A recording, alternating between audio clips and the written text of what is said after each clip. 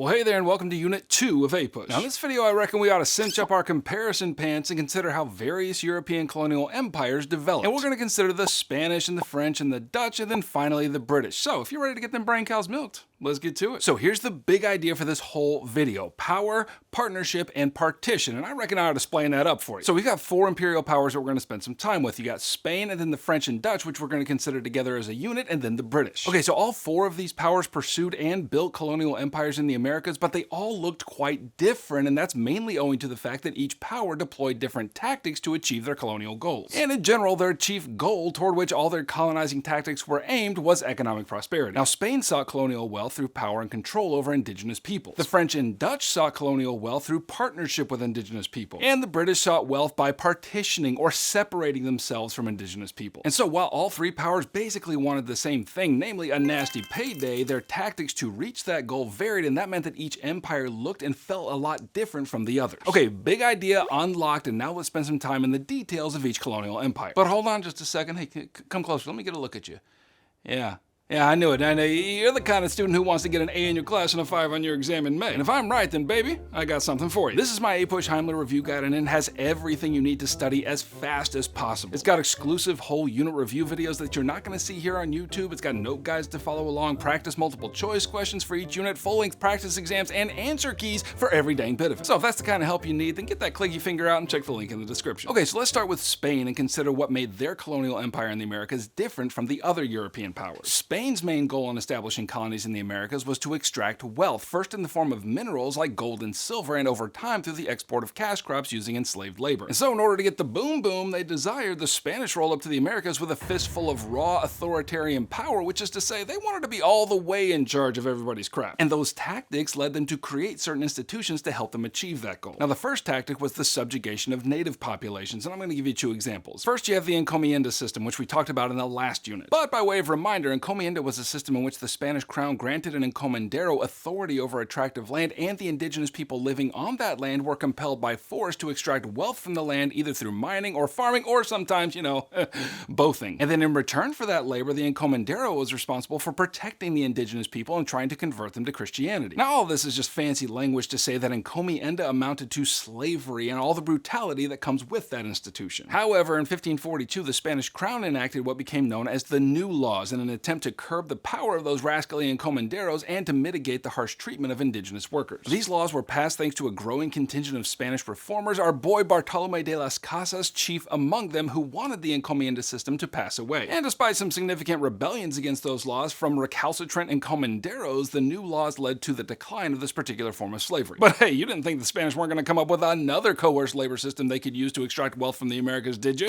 Don't be crazy. No, what came to replace encomienda was known as hacienda, although to be clear, both systems did kind of coexist at the same time. But after the passage of the new laws, hacienda became the main Spanish labor system in the Americas. Now, the difference between these two systems is subtle, but it is important. The whole idea of encomienda is that Spain granted land to encomenderos, who then forced indigenous people to work in return for protecting and Christianizing them. And big point of emphasis here, in encomienda, the encomenderos did not own the land. But in the hacienda system, encomenderos did own large tracts of land, and the indigenous people living on them were not technically enslaved. However, the laborers were kind of tied to the land in a debt repayment system, so, still kind of a coerced labor system. Okay, now the second tactic Spain used to assert power and dominate their colonial holdings was by attempting to convert the natives to Christianity. For example, after Spanish explorer Don Juan de Oñate brutally subdued the Pueblo people in the Great Plains region, he established the capital of Santa Fe, and the missionaries came behind to set up what was known as the mission system. Now, at first, some Pueblo did adopt Christianity by adding Christ to their own pantheon of gods. But the priests got real saucy about this on account of a key doctrine of Christianity is that there is only one God, and that one God does not abide company. So when the Spanish priests refused to allow Pueblo people to adapt Christianity to their own way of understanding the world, what they were really doing was attempting to erase and redefine their entire culture. And so eventually the Pueblo grew tired of this coercion and rebelled in the Pueblo Revolt of 1680. They killed hundreds of Spaniards and destroyed every church in the area and reestablished their own cultural customs. However, the Spanish did return a few years later and reasserted their dominance. Why, says you? Well, says I, because they were all about power and domination. However, to be fair, when the Spanish did return to this area, they kind of chilled out a little bit toward the Pueblo as far as religious rigidity goes, but the point still stands. And finally, the third tactic the Spanish used to create their colonial empire was the creation of a new social order known as the caste system. Now, this system created a social hierarchy in which a person's place in society was determined by the amount of white blood they had. And to put it mildly, this got complicated, y'all. So obviously, the pure-blooded Spanish themselves were at the top of the hierarchy, and not surprisingly, the pure African and indigenous peoples were at the bottom. But in the middle, there were something like 40 different categories that were the result of the Spanish and the indigenous peoples and the Africans mixing together, creating what the Spanish deemed as new races. So in sum, the Spanish wanted wealth out of the New World, and their main tactic to get it was authoritarian power. Now, compared to the Spanish, the French and Dutch had relatively few colonists in the New World. And whereas the Spanish made use of power, the French and Dutch tactics were better described as partnership with the indigenous peoples. So let's start with the French. It was Samuel de Champlain who founded the first permanent French settlement at Quebec in 1608. Now, France was a little late to the game because they were distracted with a bunch of wars in Europe, and they were busy oppressing their Protestant population known as the Huguenots. And that was important work because, as you may or may not know,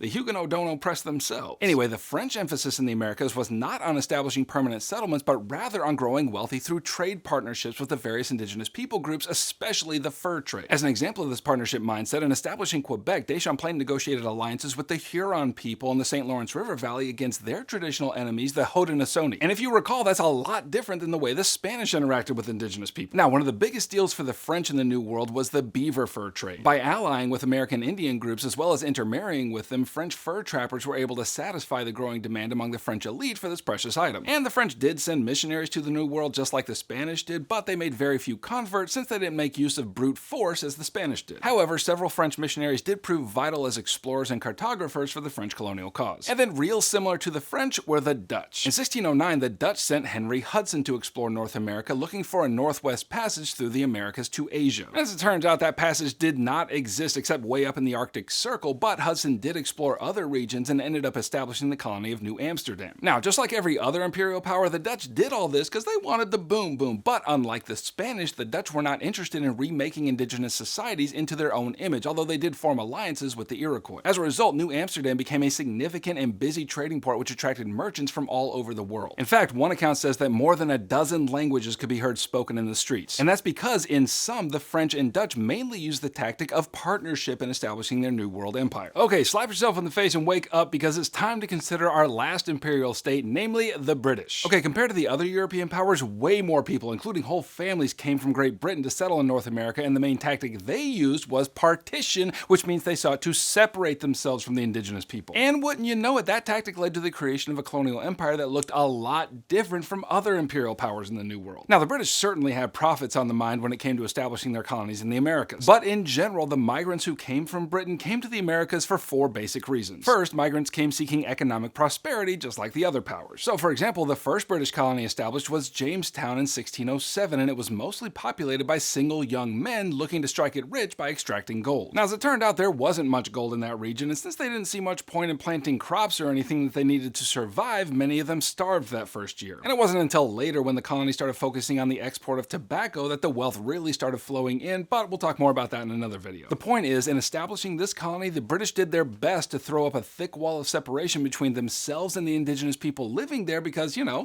partition. Now, second, the British came seeking social mobility. It turns out there was only so much social XP to be earned back in Britain, what with all of its entrenched systems of nobility and whatnot. Additionally, a series of primogeniture laws dictated that only the oldest son could legally inherit land, and that meant that younger brothers who had some social ambition looked to the New World for land and better social standing. And so, once joint stock companies became the primary way to fund exploration, many of these younger sons took the trip to North America in order to acquire landed wealth, which they were denied in England. Now, third, the British came seeking religious freedom. And I don't think it's too much to say that during this period, religion in Britain was a hot mess. You see, in the 1530s, our boy King Henry VIII declared Great Britain to be a Protestant state, with himself as the head of the church. However, the Church of England retained many of the trappings of Catholicism, and that got some of the British Protestants more than a little spicy, and there are two groups you need to know, namely the Puritans and the Separatists. Now, these two groups had a lot in common since they were both pretty much defined by the Calvinist flavor of the Protestant movement. And in general, anything that even faintly smelled Catholic or popish was repugnant in their nostrils. But the difference between these two groups was their solution to all the perceived popery in the Anglican Church. The Puritans believed that the church could be reformed or purified from the inside by remaining part of of it. But the separatists believed that the church was hopeless, and therefore the true Protestant church could only be formed from the outside, namely by separating from the Anglican church. Now, as is the custom of religious reformers, these groups gave King James I a heaping earful of their complaints, and the king got real tired of all that religious gum flapping. So he began putting more and more pressure on them, and eventually a group of separatists, otherwise known as the Pilgrims, departed for the New World with a little stop in Holland in order to find religious freedom there. Now, they intended to sail to Virginia, but the ship got blown way off course, and instead they landed in Plymouth Bay and established a new colony in 1620. Now, they migrated as family groups, and their goal was to establish a God-centered society in the New World where they could worship without harassment. And although they accepted some help from indigenous people in the beginning, over time the Pilgrims attempted to live entirely separate from them. And fourth, some British people migrated to the New World to seek improved living conditions. So at the beginning of the 17th century, England's population was growing like mad. And at the same time, Parliament was passing enclosure laws that allowed landlords to claim public lands to feed their livestock. And that was a big problem because this land was known as the commons, and it was available to all people to graze their animals. It was a vital resource to poor citizens who had no land of their own and nowhere else to feed their livestock. So when this land began disappearing, more and more of these landless poor began to migrate from Britain to the New World in order to improve their standard of living. Okay, so let's sum all of this up real quick. Spain tried to integrate indigenous people into a new society through the raw use of power. The French and Dutch partnered with them for economic benefit, but the English partitioned or separated themselves and sought to take the land of the natives and keep them away with violence if necessary. Okay, you can click here to watch my other Unit 2 videos, or you can click here to grab my APUSH Heimler review guide, which will help you study as fast as possible. Now, I appreciate you coming around, and I'll catch you on the flip-flop.